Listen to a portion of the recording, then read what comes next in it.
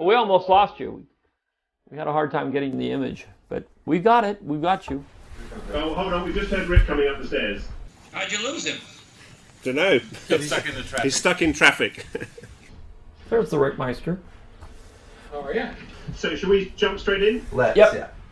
Padme's veranda, with which is sort of outside inside. We were just wondering how exposed that is in terms of any aging or weathering or anything. The further you go back into it, the less distressed it is. Okay, fine.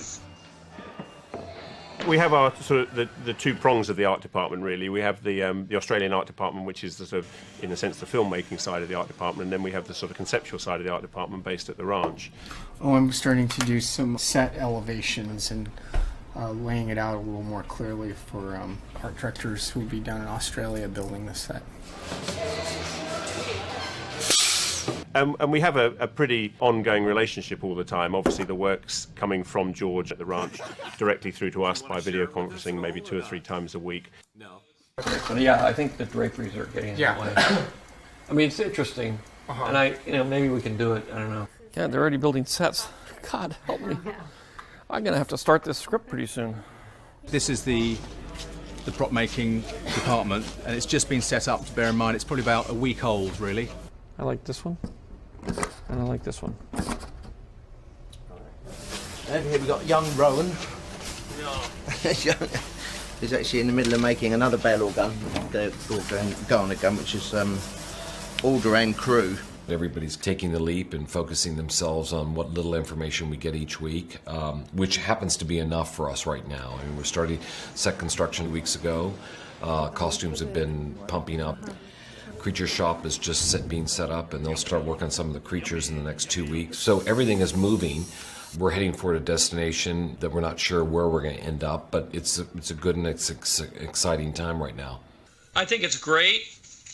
It's going to be a real challenge to do this fight in there, but hey, Nick has to have something to do. Boom. Yeah. Just so it goes across him a little bit. George usually gives me sort of free rein with the fights. I mean, he oversees everything, but we have come up with some ideas. George hasn't seen them yet, so what we usually do is try and test shoot everything, cut it roughly together and send it out to the ranch, and then hopefully get the okay from George, and then we're good to go. We just have to be careful of that wire work, because it looks like, I don't want it to look like wire work.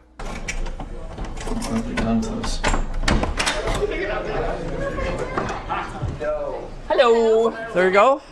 A first draft. Official first draft. Of course, there's a lot of cheating in there. A lot of they fight. Like cheating? What I want to do with Obi-Wan is I want to give him a haircut that's somewhere between where he is there and where he is here. Now the beard's really short, all around here, completely trimmed, and up here very... And that's way up there now. Oh, now the hair's, it's really high forehead. Yeah. We might put, again, a few little gray splotches down in here, right? These two right here. It's just that often with hair whitener, it always looks like hair whitener. You know. Because this is only 2 years, it's only 2 years after the last one, isn't it? It's obviously been a hell of a 2 years. Look at the same now. Anakin we have to deal with too. At this point, I think we say, what's dashing? Because we're bulking him up. So you just get it from... Yeah. Hayden's had to work out really hard, so he'll do 6 hours sword fighting, and then he'll do 2 hours of training, and then he eats about 6 times a day. I think it's too much. Too far? Yeah. Let's let his hair grow. Around the other side of your profile. Anything like We want that. Go for it. I mean, that's sort of the same. His hair is still a work in progress. 2 days ago it was quite long. We had the little ponytail thing happening. Yeah, I'm just afraid that he'll see it and go, that's what we're going with. Okay. All right, guys. Have fun. All right, Have a good one. Yeah, blast. Good luck. It'll be hell until I get back, and when I get back, it'll be worse. All right.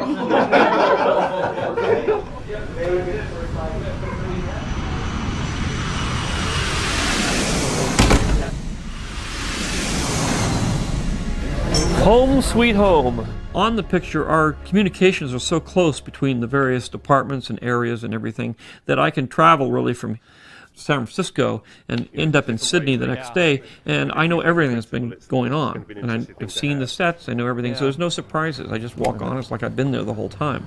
Draw.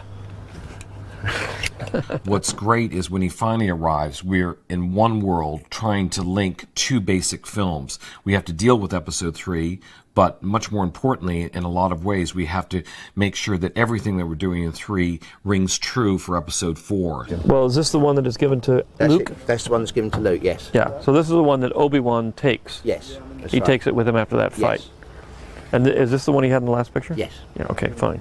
And that's basically the way it works. You just have to go from Ewan to Alec. Okay, great. We're going to creatures.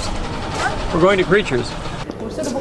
This is. This isn't Chewbacca, I don't think. This is somebody else. This is somebody else. Chewie's definitely the shortest one. Yeah. It was funny because when we first did it, he was the tallest guy we could find in England. Yeah. You know, now, I mean, you go to any basketball team and they start at 7'6".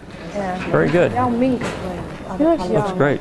One of the bigger challenges, too, we had, especially in the last week, was to really define exactly how Obi-Wan and Anakin look. I wanted to take Obi-Wan from being a young Jedi to being a much more mature and older Jedi that is more reminiscent of the Alec Guinness character. Isn't it amazing how much you actually look like him? I mean, and that's that's you. That's me, but just with... It's just you with just a little bit of makeup.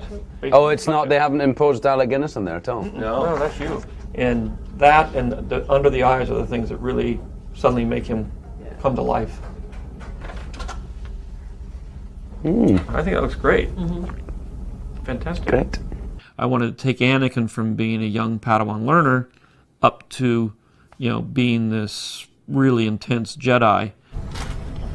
It feels a little pretty. That's what I mean. It looks a little... It needs to be loosened up a little bit, kind of. Yeah. We can't let it be cute. It's got to look rugged. Always got to look rugged. It was just too soft, I think. Yep. And Hayden actually wasn't very comfortable, which really is the main point, because if he doesn't feel comfortable in his character, then that's the point to stop.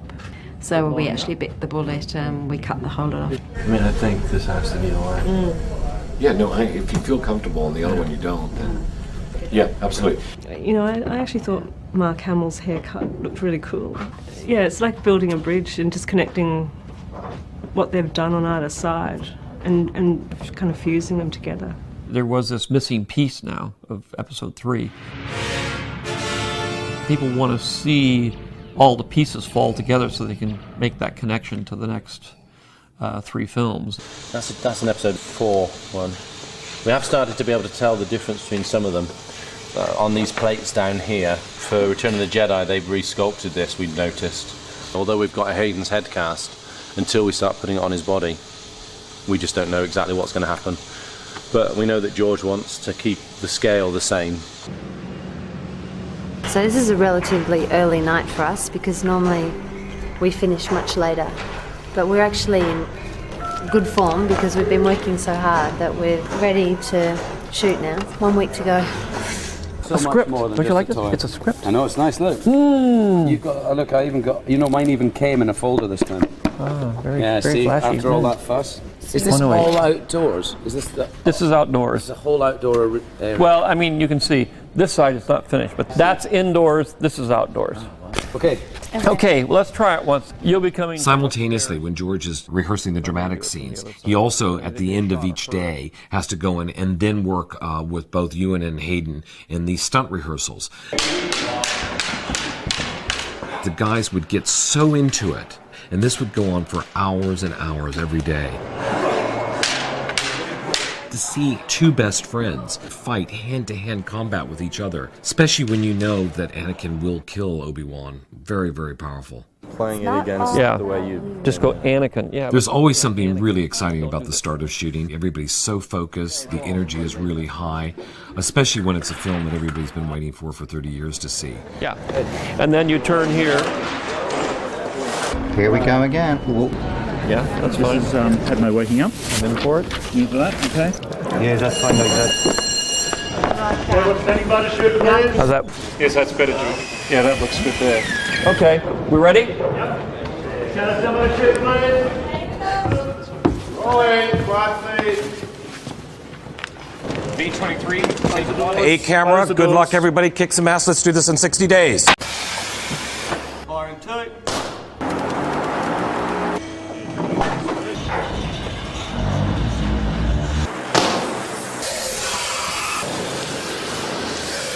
Special effects is never easy, put it that way. I've been doing it for 23 years and it's never easy. It's always, I mean, there's a lot of stuff that we've done before, but there's always problems. Okay, turn it off, turn it off. Okay. Is that supposed to happen? No, that's not meant to happen. Okay, yeah, rehearsal, here we go. And action! We deal entirely in the real world. What can be shot in camera can be a huge cost saving. And they'll run in, and we'll be going up, and they're going to grab onto that wire and stuff. Now, how are you going to do that? We've got a practical one that pulls out. Digital technologies is just simply a different way of recording the material, and then a different way of manipulating it after you've recorded it. If he held on with his right hand and held on to Obi-Wan with his left hand. Okay. You've got to hang somebody upside down. It's very hard to do that digitally. It's nothing like having a person actually hang upside down to make you believe that that's what they're doing.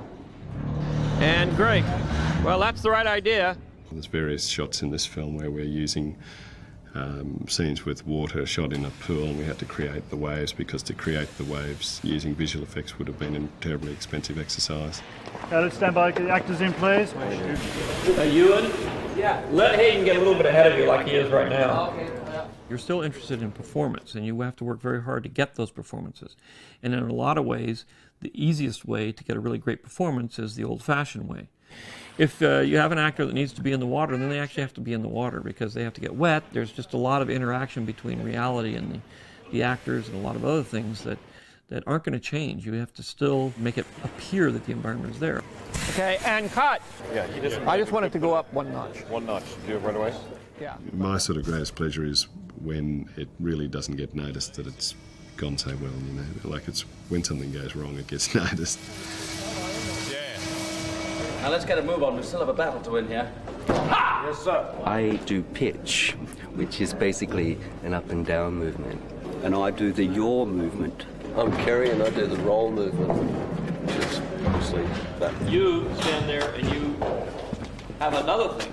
The animatics were to give us the motion so that we could basically copy that into a physical movement on the gimbal. B100 Frank, take one, B mark. Hands up. Set. And action.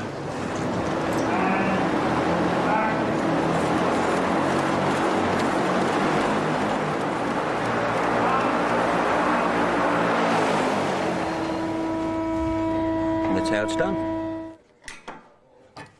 We can do a full, or nearly 180-degree roll and about 60 degrees of pitch and about 60 degrees of yaw either side of centre. It's the only gimbal I've ever seen that can do that anywhere. We've gone from a fully manual gimbal to a fully computer controlled, which means we can completely map the movements that we make and then play back exactly what we've mapped. So when we're shooting, we can change that, alter it, so it gives us that facility. And cut. That was great. Let's try one more with bigger swoops in the beginning.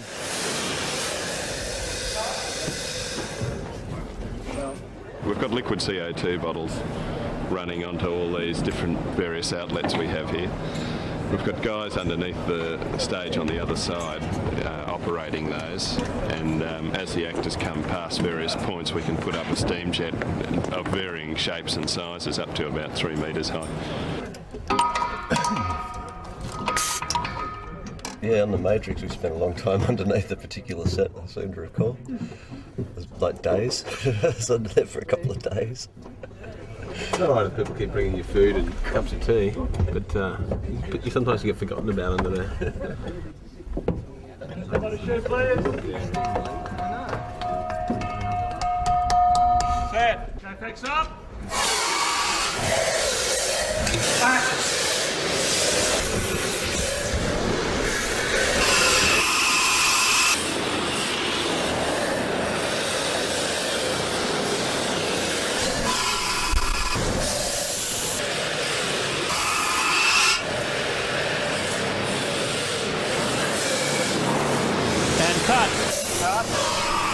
Cut.